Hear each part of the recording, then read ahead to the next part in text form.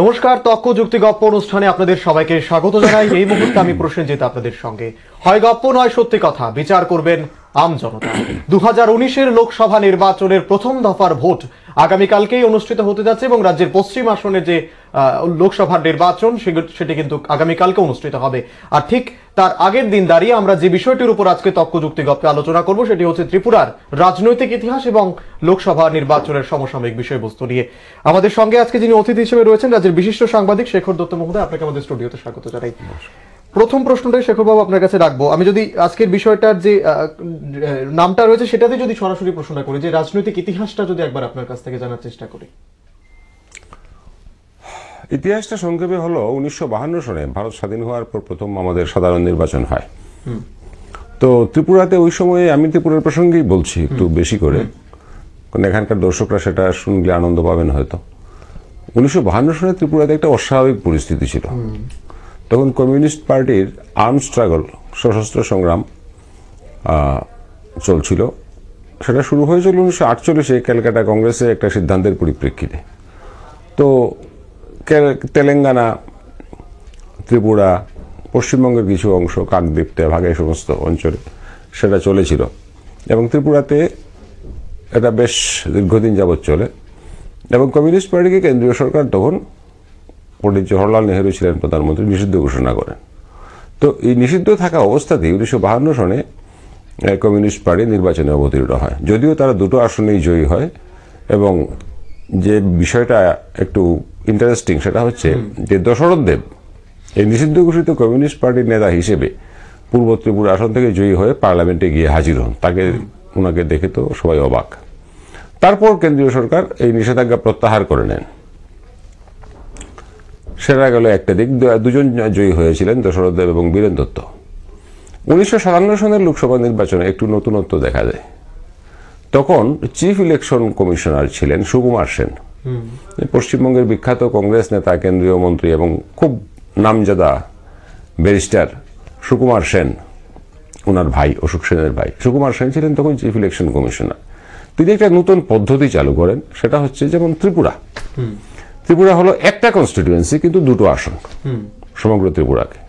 তো এর মধ্যে যেহেতু আসন দুটো, সবাই একসঙ্গেই কন্টেস্ট করবেন।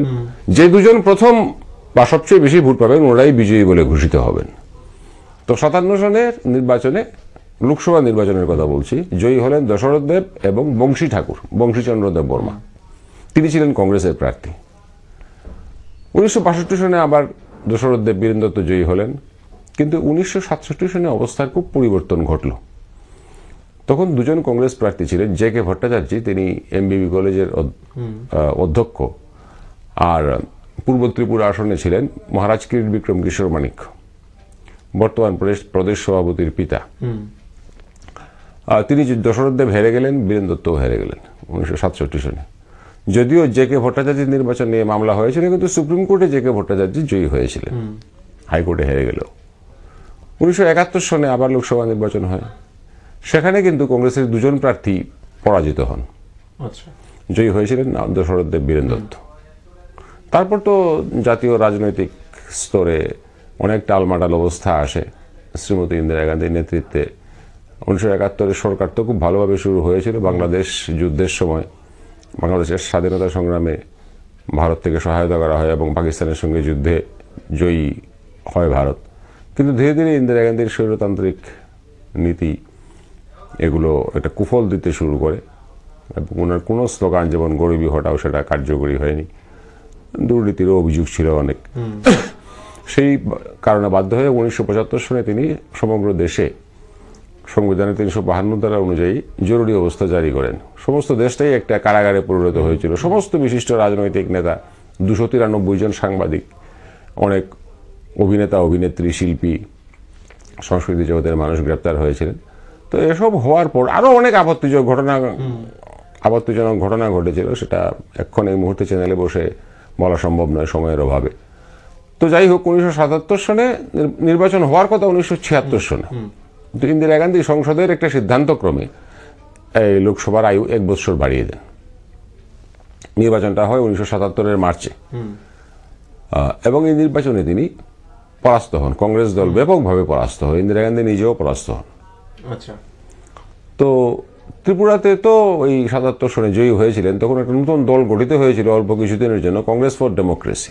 কিছু কংগ্রেস নেতা যেমন জগজীবন রাম, নন্দিনী সৎপথী, ওনারা আলাদা হয়ে গিয়েছিলেন, সম্ভবত চন্দ্রশেখরও। তো আমাদের এখানে তাদের হয়ে প্রার্থী হয়েছিলেন শচীন্দ্রলাল সিংহ, তিনি ত্রিপুরার প্রথম মুখ্যমন্ত্রী, তিনি কংগ্রেস ছেড়ে দিয়েছিলেন। তো শচীন্দ্রলাল সিংহ অল্প ভোটের ব্যবধানে জয়ী হন। আর পূর্ব আসনে জয়ী হন 1977 সনে, পূর্ব আসনে জয়ী হন মহারাজ কিরিট বিক্রম। 1971 সনের নির্বাচনে কিন্তু কিরিট বিক্রম নির্দল প্রার্থী হিসেবে পরাজিত হয়েছিলেন, কিন্তু কংগ্রেসের ব্যানারে তিনি আবার জয়ী হন 1977 সনে। তারপর রাজ্যে অনেক পরিবর্তন হয়। পরবর্তী যে বিধানসভা নির্বাচন, নির্বাচনটা অনুষ্ঠিত হয়েছিল 77 ডিসেম্বরের 31 তারিখ, কিন্তু মন্ত্রিসভার শপথ গ্রহণ হয় নবীন চক্রবর্তীর নেতৃত্বে জানুয়ারির 5 তারিখ। তো কংগ্রেস ধুয়ে মুছিয়ে যায়, কারণ কংগ্রেসের ভোট ব্যাংকটা আরো দুটো পার্টির সঙ্গে ভাগাভাগি হয়, জনতা পার্টি, সিএফডি। কংগ্রেস একটিও আসন পায়নি। বামফ্রন্ট 56 আসন আর 4টি আসন পায় টিউজেস। তো যাই হোক, তো 1980-র মধ্যেই, এর আগেই 1979-তেই মোরারজি দেশাইয়ের নেতৃত্বে গঠিত জনতা পার্টির যে সরকার, যারা ক্ষমতায় এসেছিল 1977-এ, তাদের পতন হয়। চরণ সিং জনতা পার্টি থেকে বেরিয়ে এসেছিলেন, কংগ্রেসের সমর্থন পাবেন আশা করে, তাকে আশ্বাস দেওয়া হয়েছিল, কিন্তু ইন্দিরা গান্ধী শেষ অবধি ওনাকে সমর্থন দেননি এবং সরকারের পতন হয়। 1980-তে লোকসভা নির্বাচন হয়, ইন্দিরা গান্ধী আবার ব্যাপকভাবে জয়ী হন। 1984 সনের নির্বাচনটা অস্বাভাবিক। 1980-তে আমাদের এখানে জয়ী হয়েছিলেন অজয় বিশ্বাস আর ওদিকে বাজীবন রিয়াং, এই দুজন। বাজীবন রিয়াং এরপরে 2009 অবধি জয়ী হয়ে গেছেন ক্রমাগত। তো 1984 সনের নির্বাচনে ওনারা দুজনেই প্রার্থী ছিলেন, ওনারা দুজনই আবার জয়ীও হন। তারপর তো 1988-তে এখানে রাজ্য সরকারের পরিবর্তন ঘটে, কংগ্রেস যুব সমিতি জোট সরকার ক্ষমতায় আসে। লোকসভা নির্বাচন হয় 1989 সনে। এই নির্বাচনটা ছিল বিতর্কিত এবং অস্বাভাবিক। নির্বাচনে ব্যাপক দুর্নীতি এবং বুথ দখল, রিগিং ইত্যাদির অভিযোগ ছিল। তো এর মধ্য দিয়ে সন্তোষ মোহন দেব জয়ী হন, বিশিষ্ট কংগ্রেস নেতা, কেন্দ্রের মন্ত্রীও ছিলেন। সন্তোষ মোহন দেব জয়ী হন পশ্চিম আসনে, আর পূর্ব আসনে জয়ী হন মহারাজ কিরিট বিক্রম কিশোর মানিক্য। গেল 1989। 91-এর মধ্যেই আবার নির্বাচন হয়। 84 নির্বাচনের আগে ইন্দিরা গান্ধীর মৃত্যু হয়েছিল, নিহত হয়েছিলেন শিখ দেহরক্ষীদের দ্বারা 31 অক্টোবর। আর 1991-এর লোকসভা নির্বাচন যখন চলছে, মানে ভিপি সিং এর নেতৃত্বাধীন সরকার পতনের পর চন্দ্রশেখর 4 মাস ছিলেন। ভিপি সিং এর সরকারের পতন ঘটে 1990-এর 7 নভেম্বর। তারপর চন্দ্রশেখর 4 মাসের জন্য প্রধানমন্ত্রী ছিলেন কংগ্রেসের সমর্থনে। তারপর কংগ্রেসের সমর্থন প্রত্যাহার করে এবং নির্বাচন অনিবার্য হয়ে পড়ে। সেই নির্বাচনের মাঝামাঝি স্তরে তামিলনাড়ুর শ্রীপেরুম্বুদুরে রাজীব গান্ধী নিহত হন, পূর্বতন প্রধানমন্ত্রী, 84 থেকে 89 অবধি। রাজীব গান্ধী নিহত হওয়ার পরে নির্বাচন সম্পন্ন হয়। কংগ্রেস 200-র বেশি আসন পায়, কিন্তু সংখ্যাগরিষ্ঠতা পায়নি। তারপর একটা মাইনরিটি গভর্নমেন্ট তৈরি হয়। এই গভর্নমেন্ট অবশ্য, এই সরকারটা অবশ্য 5 বছর চলে। 1996-এর লোকসভা আসনে সর্বাধিক আসন পায় বিজেপি, 161টি আসন। অটল বিহারী বাজপেয়ী 13 দিনের জন্য প্রধানমন্ত্রী হন, কিন্তু যেহেতু ওনার পেছনে কোনো অন্য দলের সমর্থন ছিল না, সরকার থেকে তারপর অল্প সময়ের জন্য, কয়েক মাসের জন্য দেবেগৌড়া নেতৃত্বে যুক্ত ফ্রন্ট সরকার হয়। তারপর কংগ্রেস দল দেবেগৌড়াকে সরিয়ে দেয়, আবার প্রধানমন্ত্রী হন ইন্দ্র কুমার গুজরাল, তিনি ভারতের প্রাক্তন পররাষ্ট্রমন্ত্রী ছিলেন। ওনার সরকারও বেশি দিন চলেনি। 1998-এর নির্বাচনে বিজেপি দল তার সঙ্গী সাথী নিয়ে, এনডিএ নিয়ে জয়ী হয়। বিজেপি দল পায় 182 আসন, আর সঙ্গী সাথী নিয়ে তাদের সংখ্যাগরিষ্ঠতা হয়। তো এখানে একটা কথা বলার বিষয়, আমাদের ত্রিপুরায় 1996-এ ত্রিপুরায় জয়ী হয়েছিলেন এই আসনে বাদল চৌধুরী পশ্চিম আসনে, আর পূর্ব আসনে জয়ী হয়েছিলেন বাজীবন রিয়াং। 98-এর নির্বাচনে যখন কেন্দ্রে বিজেপি সরকার গঠিত হলো, তখন এখানে নির্বাচিত হলেন বামপন্থীদের হয়ে খগেন দাস, খগেন দাস না, সমর চৌধুরী। পূর্ব আসনে যথারীতি বাজীবন রিয়াং, ব্যাপক ভোটে। 1 বছর পর আবার নির্বাচন এসে গেল, কারণ জয়ললিতা এনডিএ সরকারের থেকে সমর্থন প্রত্যাহার করে নিলেন। 99 নির্বাচন, কার্গিলের যুদ্ধও হলো, এরপর নির্বাচন হলো। নির্বাচনের কেন্দ্রে তো বিজেপি সরকার আবার প্রতিষ্ঠিত হলো, এনডিএ সরকার। আর আমাদের এখানে 99 নির্বাচনে আবার সমর চৌধুরী এবং বাজুবন রিয়াং ওনারা জয়ী হলেন। তো এরপর 2001-এ সমর চৌধুরীর মৃত্যু হয়, ক্যান্সারে আক্রান্ত হয়েছিলেন। তো এরপর একটা বাই ইলেকশন, উপনির্বাচন হয় এখানে 2002-এ। সেই উপনির্বাচনে খগেন দাস, যিনি আগে থেকে রাজ্যসভার সদস্য ছিলেন 1998 থেকে, তিনি লোকসভা নির্বাচনে অংশগ্রহণ করেন এবং জয়ী হন। বাজুবন রিয়াং তো যথারীতি ছিলেন। তো 2004-এ আবার নির্বাচন, খগেন দাস, বাজুবন রিয়াং। 2009-এও আমার যতটা মনে পড়ে খগেন দাস এবং বাজুবন রিয়াং। তো 2014-তে এসে এখানে প্রার্থী পরিবর্তন হয়। পূর্ব পশ্চিম আসনে প্রার্থী হন শঙ্কর প্রসাদ দত্ত, বিরাট ভোটে জয়ী হন। পূর্ব আসনে প্রার্থী হন জিতেন চৌধুরী, প্রাক্তন মন্ত্রী এবং বিশিষ্ট জনজাতি নেতা, তিনি জয়ী হন পূর্ব আসনে। তো এবার হচ্ছে এই নির্বাচন। এখন তো প্রার্থী কারা আমরা সবাই জানি। তো নির্বাচন কিভাবে হয়, আগামীকাল হচ্ছে প্রথম পর্ব পশ্চিম আসনে, 18 তারিখ হবে পূর্ব আসনের নির্বাচন। এখন সেটার জন্য অপেক্ষায়। আমি যদি একটু বিধানসভার দিকে আসি, আমি 1993 থেকে যদি দেখি, সেখানে 1993 থেকে বাম সরকারের চলা শুরু হয়েছে।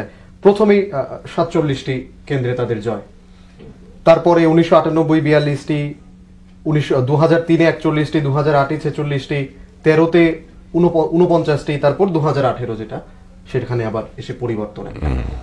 কিন্তু কংগ্রেসকে যদি আমি আগে থেকে দেখি, 1993 থেকে দেখি 10, 11 কিংবা 12 এইরকম সিটে আটকে গেছে। 2018-তে এসে কংগ্রেসের ভোটটা বলছে অনেকেই ট্রান্সফার হয়ে বিজেপিতে চলে গেছে। এই যে একটা কংগ্রেসের পরিস্থিতি 1993 থেকে যদি ধরি, এবারে লোকসভাতে কি রকম কামব্যাক করতে পারবে কংগ্রেস? ভবিষ্যৎবাণী করা মুশকিল, তবে এবার কংগ্রেসের পক্ষে একটু আপাত দৃষ্টিতে মনে হচ্ছে যেন গত বছরের থেকে এবার তাদের অবস্থানটা বেটার। কিন্তু কিছু অসুবিধাও আছে। প্রথম কথা, দলটার মধ্যে ঐক্য বলতে কিছু নেই, কোনো ডিসিপ্লিনেরও খুব অভাব, তাদের সংগঠন নেই। আর যেটুকু তাদের বারবারন্ত দেখা যাচ্ছে সেটা হচ্ছে এই কারণে যে গত 1 বছরে এখানে রাজ্য সরকারের বিরুদ্ধে একটা এন্টি ইনকামবেন্সি তৈরি হয়েছে। সেটা সব সরকারের বিরুদ্ধেই হয়, ক্ষমতায় থেকে যত ভালো কাজই কোনো সরকার করুক না কেন, একটা এন্টি ইনকামবেন্সি তৈরি হবেই। কারণ সবাইকে সন্তুষ্ট করে আমাদের সংসদীয় ব্যবস্থায় থাকা যায় না, এটা একটা কারণ। আর কংগ্রেস, এটা ঠিক, কংগ্রেস সমর্থকদের একটা বিশাল অংশ চলে গিয়েছিলেন বিজেপিতে। তাদের মূল 25 বছরের এন্টি ইনকামবেন্সির কারণে তাদের মূল চাহিদা ছিল যে এখান থেকে বাম সরকারকে সরিয়ে দেওয়া হোক বা নির্বাচনে হেরে তারা সরে যাক। তো সবাই ভোট দিয়েছিলেন বিজেপি দলকে, বিজেপি আইপিএফটিকে। তো এদের একটা অংশ কিছুটা হতাশ, তারা হয়তো প্রাপ্য গুরুত্ব পাননি, তাদের আশা আকাঙ্ক্ষার পূরণ হয়নি। এদের একটা অংশ হয়তো কংগ্রেসের পক্ষে এবার কাজ করেছেন। এই কারণে একটা আপাতত একটা উচ্ছ্বাস বা একটা আবেগ তো দেখা যাচ্ছে কংগ্রেসের পক্ষে। কিন্তু কংগ্রেসের কিছু অসুবিধাও আছে, যেমন সুবল ভৌমিক, তিনি প্রার্থী হিসেবে ভালোই, উনি ভালো কর্মী, সমস্ত রাজ্য ঘুরে কাজ করেছেন বিজেপির।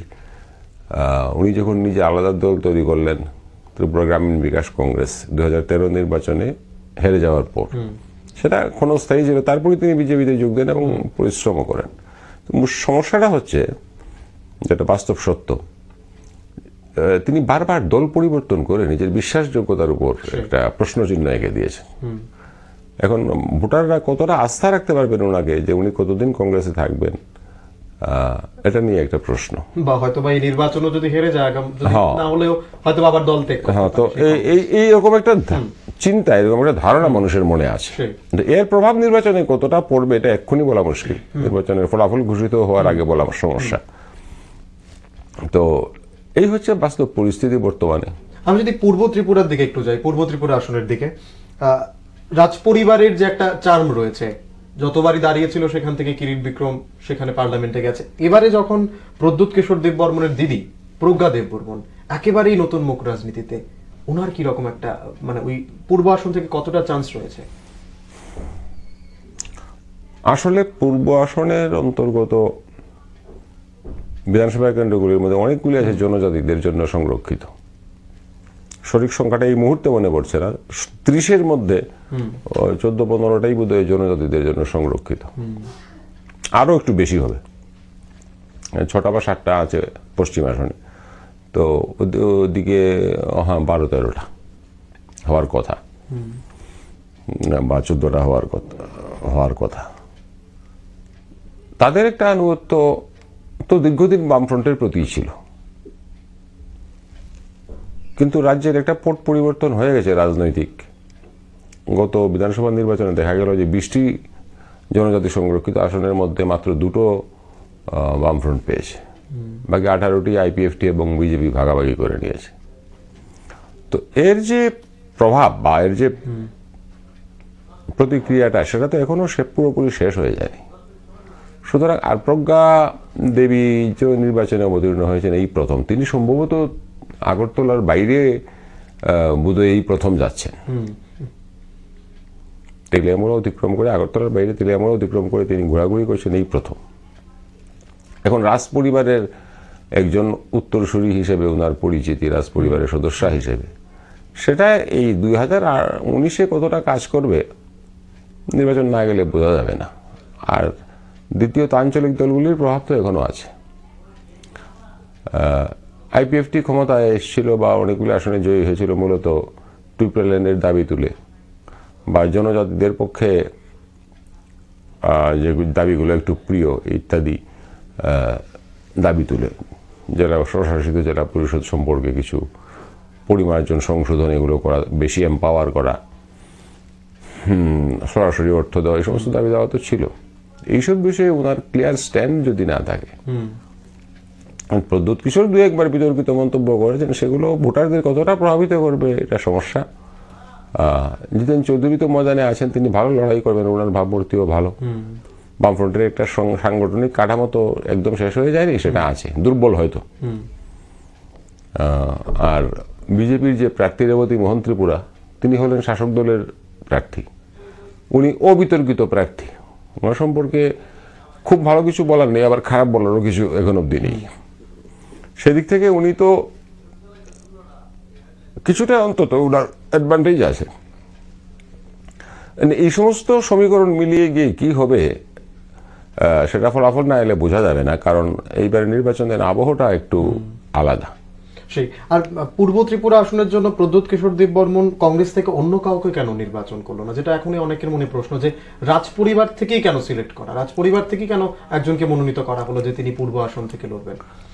আসল ব্যাপার হচ্ছে কংগ্রেসের তো অন্তত ত্রিপুরার ক্ষেত্রে সুনিশ্চিতভাবে বলা যায়, হয়তো ভারতবর্ষের অনেক জায়গা সম্পর্কে সেটা সত্যি, কংগ্রেসের 2-3টা বৈশিষ্ট্য আছে।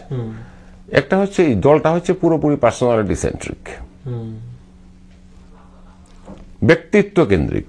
যেখানে স্ট্রং ক্রেডিবল লিডারশিপ আছে সেখানে ভালো করে, যেমন এবার ওই মধ্যপ্রদেশ, ছত্তিশগড়, রাজস্থান, এরা হচ্ছে লোকালি খুব স্ট্রং লিডারশিপ আছে, যাদের গ্রহণযোগ্যতা আছে। আর তৃণমূল স্তরে কাজ করে সংগঠন তৈরি করা, যেটা আমরা ধরো বিভিন্ন বামপন্থী দলের ক্ষেত্রে দেখেছি, এটা এদের মধ্যে কমই প্রবণতাটা। আর 1973 সনের পর থেকে কংগ্রেসের যে সাংগঠনিক বিষয়ে তাদের গুরুত্ব দেওয়াটাই কমে গেছে। দিল্লি থেকে নমিনেট করে দেবে একজন পিসিসি প্রেসিডেন্ট, তার সঙ্গে জনগণের কি সম্পর্ক, সাংগঠনিক কি চিন্তাধারা, চিন্তা চেতনা, এই নিয়ে কোনো চিন্তা ভাবনা নেই। তো এবারও নমিনেটেড হয়েছেন প্রদ্যুৎ কিশোর, তিনি আর কি করবেন, তিনি রাজবাড়ির সদস্য হিসেবে নিজের, ওনাকে দাবি দলের ভেতরে একটা অংশের সেন্টিমেন্ট ছিল, ভাবাবেগ ছিল। আমি শুনেছি দিল্লিরও কেউ কেউ নাকি, দিল্লির জাতীয় কংগ্রেস নেতৃত্বের কেউ কেউ ওনাকে বলেছিলেন যে তিনি নিজে যেন কন্টেস্ট করেন, তো তিনি করেননি। যেটা 2-1জন সাংবাদিককে তিনি বলেছেন যে আমি যদি কন্টেস্ট করি তাহলে আমাকে তো পিসিসি প্রেসিডেন্ট হিসেবে 2টো আসনেই এটা সমন্বয় রক্ষা করে চলতে হবে, সেটা আমি পারবো না আমি নিজে প্রার্থী হলে। সেই জন্য প্রজ্ঞা দেবীকে দেওয়া হয়েছে। সম্ভবত ওনার একটা গ্ল্যামার আছে রাজ পরিবারের সদস্য হিসেবে। আর এছাড়া তো কংগ্রেসের তেমন ভালো প্রার্থী কোথায়, জনজাতিদের মধ্য থেকে কোনো দেওয়ার মতো কোনো স্ট্রং ক্রেডিবল। প্রদ্যুৎ কিশোর দেববর্মন একটা রিজন বলেছিলেন যে তিনি উচ্চশিক্ষিত, সুশিক্ষিত, যার জন্য ওনাকে দেওয়া হয়েছে।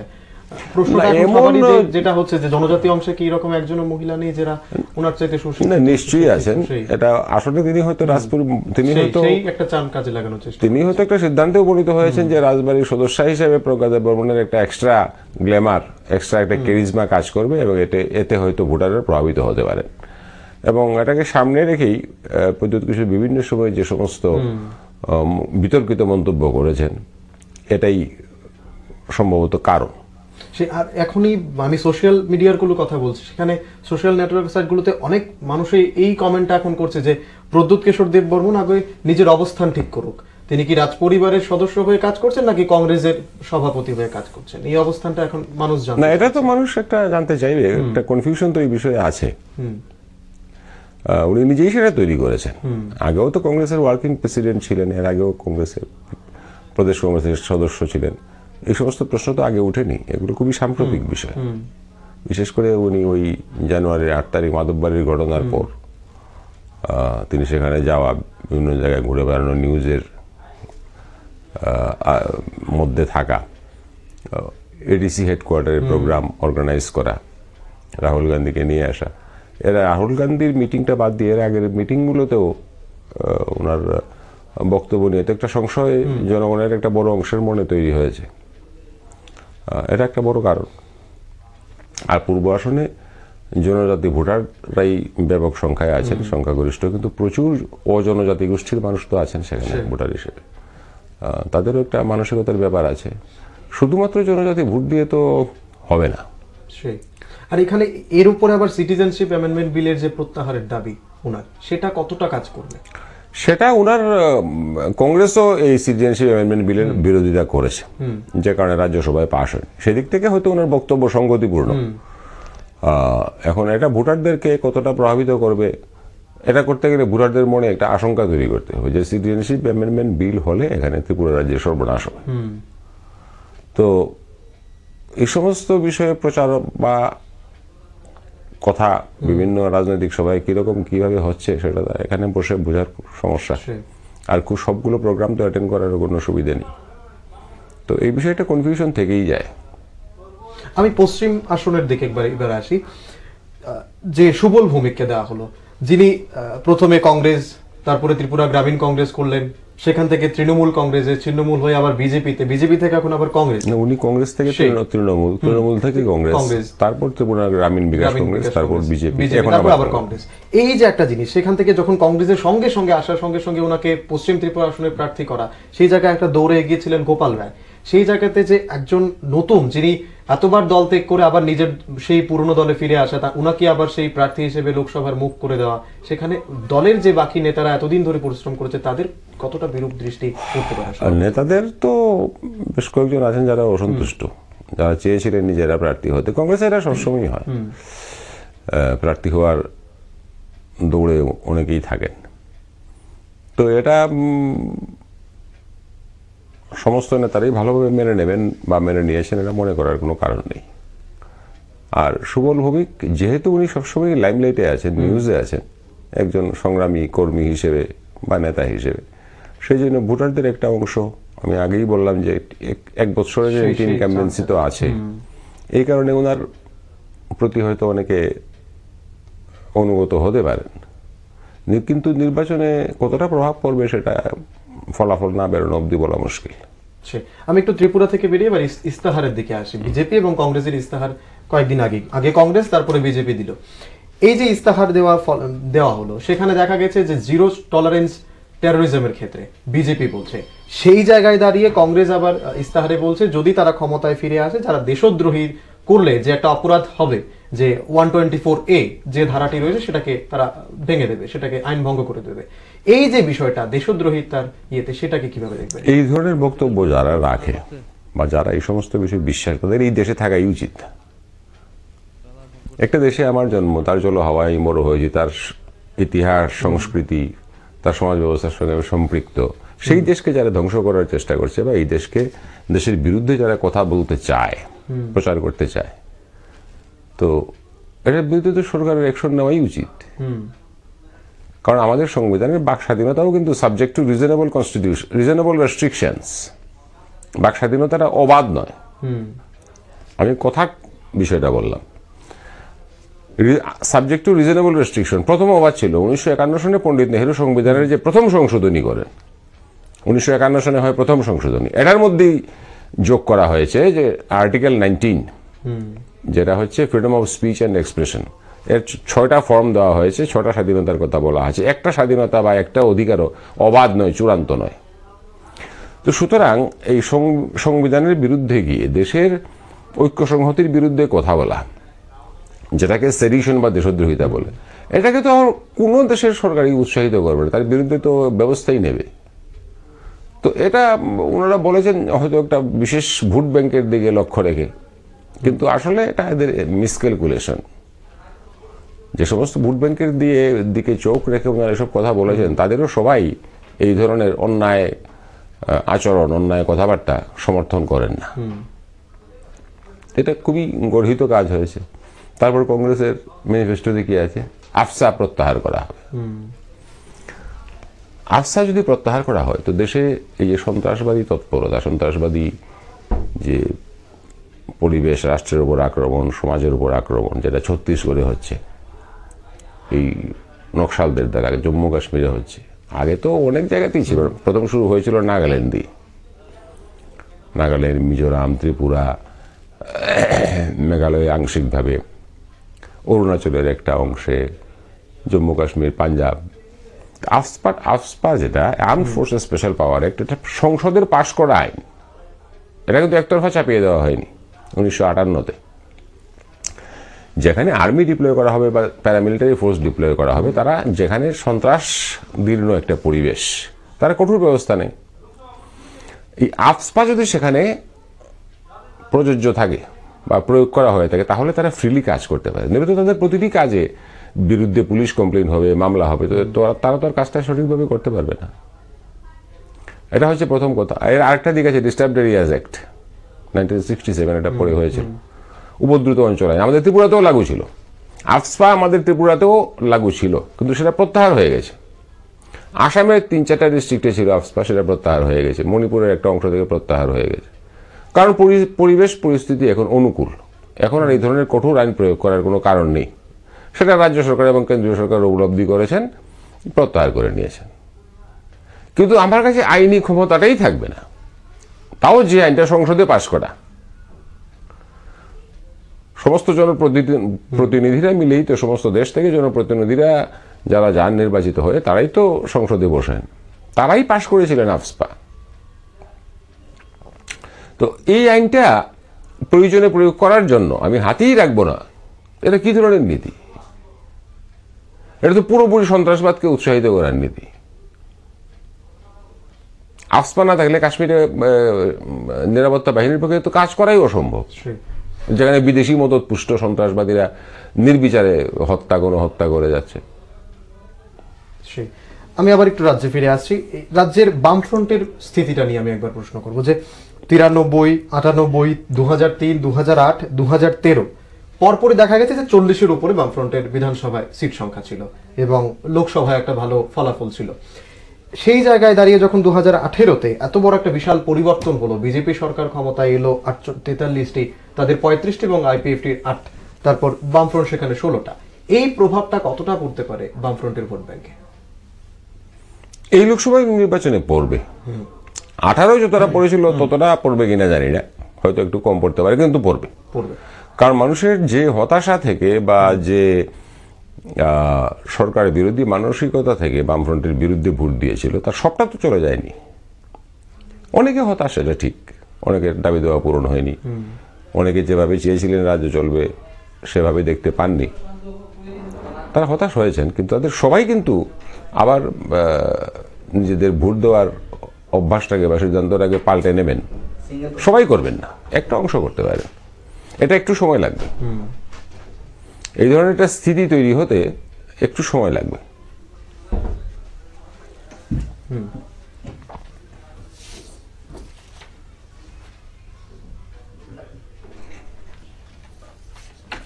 আমি আবারও ফিরে যাব এই শঙ্কর প্রসাদ দত্ত, যিনি পশ্চিম আসন থেকে দাঁড়িয়েছেন, তার আগের ইতিহাস, ওনার যে আগের নির্বাচনের ইতিহাস, সেখান থেকে দাঁড়িয়ে সেই চামটা কতটা কাজ করবে? 2018-তে তো তোরা কাজ করবে না। 2013-তে তো রাজ্যে বামফ্রন্ট সরকার ছিল, শক্তিশালী সরকার, 50টা আসন নিয়ে, এবং তিনি একজন ট্রেড ইউনিয়ন লিডার, সুপরিচিত ব্যক্তিত্ব। তো 2013-তে তিনি 14তে তিনি যেভাবে জয়ী হয়েছিলেন, যে পরিবেশ পরিস্থিতি ছিল, তার মধ্যে তো এটা গুণগত পার্থক্য চলে এসছে এখন, এটা বিশাল। কারণ বিধানসভা নির্বাচনে যেভাবে বামফ্রন্ট বিধ্বস্ত হয়েছে, সেটা তো একটা খুবই গুরুত্বপূর্ণ বিষয়। সুতরাং আগে তিনি যেভাবে কাজ করেছিলেন, যেভাবে ভোট পেয়েছিলেন, আর বামফ্রন্ট তো কোনো সময় ব্যক্তির উপর নির্ভর করে না, তাদের সবটাই সংগঠন, সেটা এখন তো সেভাবে কাজ করবে না। আমরা বিভিন্ন ভাবেই দেখা যাচ্ছে যে তাদের ভোট ব্যাংকটাকে তারা রিঅর্গানাইজ করে আবার যে ফিরে পাওয়া, সেই ক্ষেত্রে তাদের অগ্রগতি কিন্তু কম। একটা শেষ প্রশ্ন করবো আজকের অনুষ্ঠানে, যে ত্রিপুরার রাজনৈতিক ইতিহাস আগের ইতিহাসের সঙ্গে বর্তমান পরিস্থিতির যদি কিছু একটা তুলনা করে। আমরা যখন স্কুলে পড়তাম তখন নির্বাচন নিয়ে প্রচার অপপ্রচার, বক্তৃতা, প্রতিপক্ষের তা খণ্ডন করা, প্রতিপক্ষ দলের, এই বিষয়গুলো ছিল। রাজনীতির মধ্যে হিংসাটা ছিল না, সেটা শুরু হয়েছে পরে। তো এই আবহটা তৈরি হয়েছে এবং এটা এখনো চলছে, এটাই হলো পার্থক্য আর কি। যেমন মধ্যপ্রদেশ, রাজস্থান, ছত্তিশগড়ের নির্বাচন হলো, এর আগে অনেক বিধানসভায় নির্বাচন হয়েছে। কোথাও রাজনৈতিক খুনাখুনি, দাঙ্গা হাঙ্গামা, বাড়িঘরে আক্রমণ, অগ্নিসংযোগ, বিরোধী দলকে মিটিং মিছিল না করতে দেওয়া, বিরোধী প্রার্থীকে আক্রমণ করা, এই ধরনের ঘটনা কিন্তু ভারতের অন্য রাজ্যে, বিহার বাদ দিলে, বিহারের এখনো কতটা উন্নত হয়েছে আমি জানি না, উত্তরপ্রদেশের একটা বড় অংশ আছে এই সমস্ত ঘটনা ঘটে, কিন্তু অন্য রাজ্যগুলোতে কিন্তু এসব ঘটনা দেখা যায় না। হয়তো খুব তীব্র বা তিক্ত প্রতিদ্বন্দ্বিতা আছে দুই রাজনৈতিক প্রতিপক্ষের মধ্যে, কিন্তু এই ধরনের ঘটনা কিন্তু খুব কম, রেয়ার। এই বিধানসভা নির্বাচনগুলোতে আমি কখনো রিপোর্টের হতে দেখিনি রাজনৈতিক হিংসা হয়েছে। পশ্চিমবঙ্গে হয়, পশ্চিমবঙ্গে তো গত পঞ্চায়েত নির্বাচনে 100-র উপর লোক মারা গেছে নির্বাচনী প্রচার শুরু হওয়ার পর থেকে। কাউন্টিং হলে ব্যাপকভাবে রিগিং করা হয়েছে। এটা আমরা ত্রিপুরাতে দেখেছিলাম। এই কাউন্টিং হল বা নির্বাচনের সময় বুথ দখল করে মেসিভ রিগিং করা, এটা ত্রিপুরায় দেখেছিলাম আমরা জোট সরকারের সময়। 1988 ফেব্রুয়ারিতে নির্বাচন হয়েছিল, ফেব্রুয়ারির 2 তারিখ। ফটিকরায়ের সিপিএম প্রার্থী তরুণী জয় সিনহা অথবা তরুণী মোহন সিনহা, তিনি একটা মোটর অ্যাক্সিডেন্টে নির্বাচনের কয়েকদিন আগে তিনি নিহত হন। ফলে সেখানে ইলেকশনটা কাউন্টার ম্যান্ডেট হয়ে যায়। সেই উপনির্বাচনটা হয় এপ্রিল মাসে।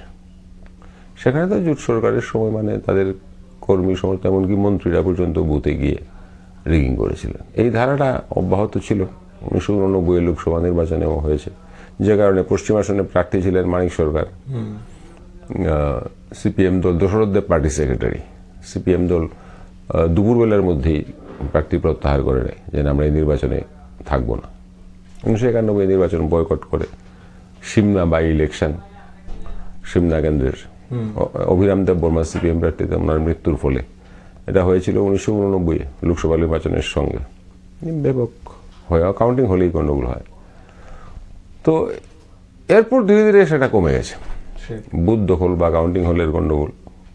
যেটা হয় একটু পরোক্ষ হুমকি দেওয়া, কড়া করে তাকানো, প্রচ্ছন্ন হুমকির মতো।